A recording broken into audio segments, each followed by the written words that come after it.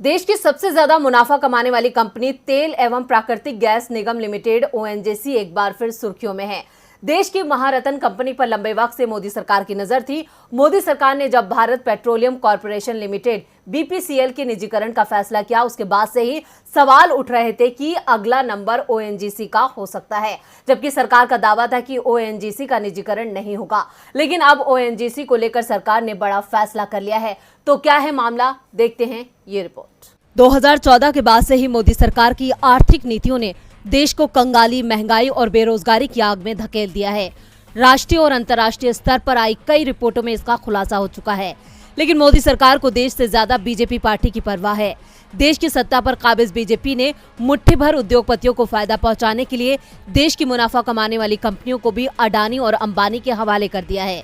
ये बात हम नहीं बल्कि विपक्षी पार्टी कांग्रेस कहती आई है, और ये 100% सच भी है, क्योंकि मोदी सरकार सरकारी घाटे को मुनाफे में दिखाने के लिए लगातार सरकारी संपत्तियों को बेच रही है। दुनिया की सबसे विश्वसनीय फोर्ब्स मैगजीन भी इस बात पर मोहर लगा चुकी है कि मोदी कार्यकाल में अडानी और अंबानी की संपत्ति दुगनी हो गई है। अब केंद्र की मोदी सरकार की नजर ओएनजीसी पर है। देश की दिग्गज oil and gas producer company ONGC में मोदी सरकार 1.5% तक की अपनी हिस्सेदारी बेच रही है। Oil and natural gas corporation में हिस्सेदारी बेचकर सरकार करीब 3000 करोड़ रुपए जुटाएगी। ऑफर फॉर सेल का फ्लोर प्राइस मंगलवार को बॉम्बे स्टॉक एक्सचेंज में ओएनजीसी के क्लोजिंग प्राइस से 7% के डिस्काउंट पर है। ओएनजीसी के शेयर मंगलवार को बीएसई में 171 रुपए 5 पैसे पर बंद हुए। सरकारी कंपनी ओएनजीसी में केंद्र की हिस्सेदारी 60.41% है।